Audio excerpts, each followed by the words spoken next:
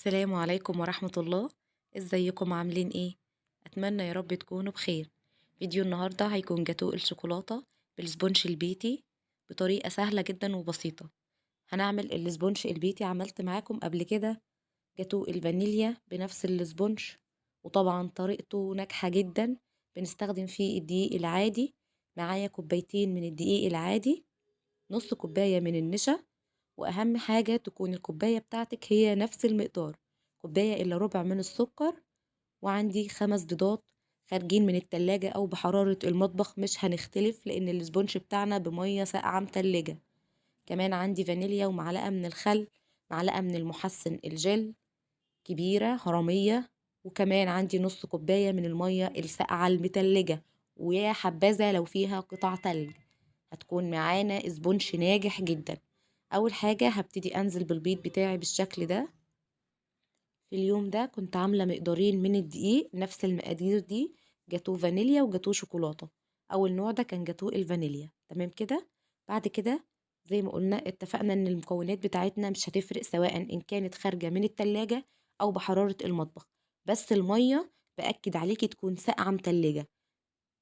بعد كده نزلت بمعلقة من الخل الابيض، وهنزل بالفانيليا بتاعتي بالشكل ده، سواء استخدمتي فانيليا باودر او سايلة مش هتفرق معانا. بعد كده هنزل بالمكونات بتاعتي كلها مع بعضها في العجان او في المضرب بالشكل اللي انتوا شايفينه ده. من انجح الاسبونش اللي ممكن تجربوه، هش جدا وطري وفي منتهى الجمال والروعة. ده نص كوباية مية ساقعة متلجة، عايزة اقول لكم خارجة من الفريزر، ولو فيها قطع تلج كمان برضو هتنجح معاكي جدا. بعد كده هبتدي اضيف معلقة كبيرة هرمية كده من المحسن الجل، وبيكون لونه شفاف بالشكل ده. لو لونه مغير عن كده يبقى مش هيبقى مظبوط معاكي خالص. بعد كده هضيف معلقة كبيرة هرمية برضو من البيكنج باودر، وهشغل المضرب او العجان بتاعي على اعلى سرعة عندي. وطبعا في الاول بديهم تقليبة كده علشان ما يبهدلوش معايا الدنيا لما اشغل المضرب بتاعي بالشكل ده. تمام، بقلبهم كده مع بعض علشان الدقيق بتاعي ما يبهدلش معايا بالطريقة دي. هخلطهم عندي لمدة 7 دقايق على أعلى سرعة عندي. وطبعا لو عجان بياخد معاكي برضو من 7 دقايق ل6 دقايق على حسب سرعة العجان. تمام كده، هسيبهم يختلطوا لحد لما يكونوا معايا بالشكل اللي انتوا شايفينه ده. ده بيكون القوام بتاعهم. ده كان أول مقدار معايا. بعمل نفس المقدار في جاتو الشوكولاتة، وبضيف طبعا معلقتين كبار من الكاكاو الأسباني الخام. تمام، السبونج بيكون شكله كده.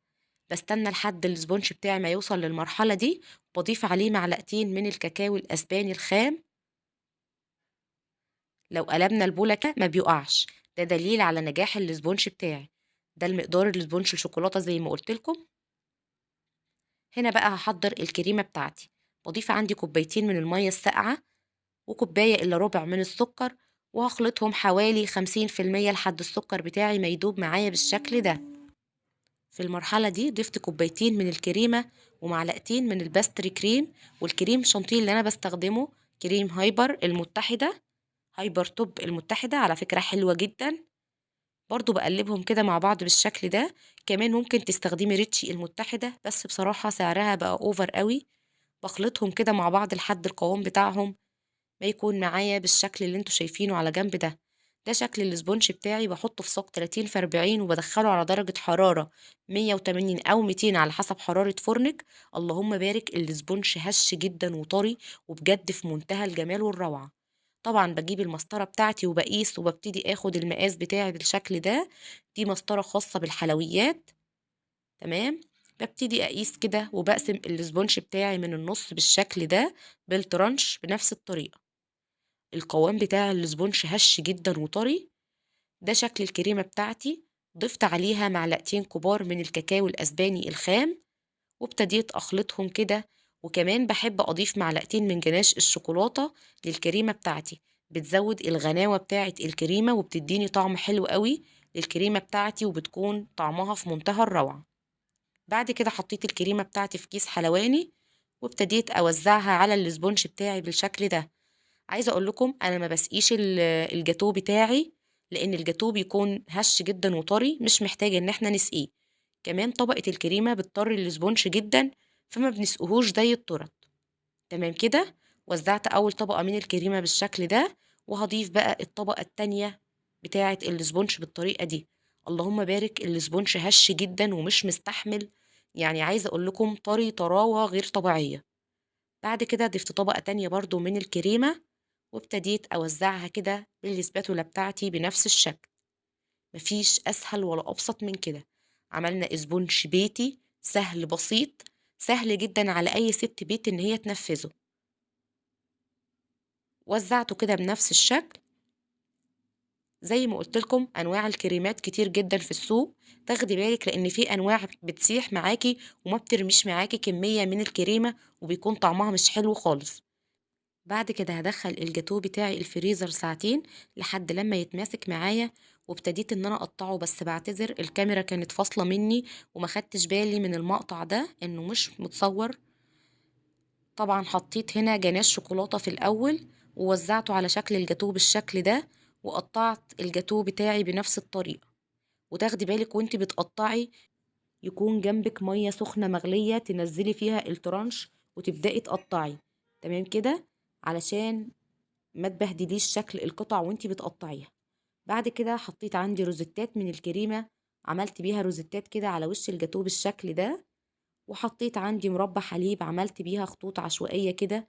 وضفت وحدات من الكريز الأحمر، وكمان هنا ضفت بسكوتة من اللوتس قسمتها كده نصين بالشكل ده. طبعا التزيين ده اختياري، أي صوصات عندك أي مالتيزر عندك ممكن تزيني بيه زي ما انت حابة. عملت كده خطوط بمربى الحليب، أنا بخفها هنا بمية، بشوية مية دافية كده، وبخف مربى الحليب وبعمل بيها خطوط بالشكل ده. وهنا كمان ضفت عندي سبرينكلز كده صغير ومالتيزر برضو، وكمان عندي سبرينكلز كده شكل نجوم عملت برضو بيه كده، بيديني شكل حلو جدا. مفيش اسهل ولا ابسط من كده.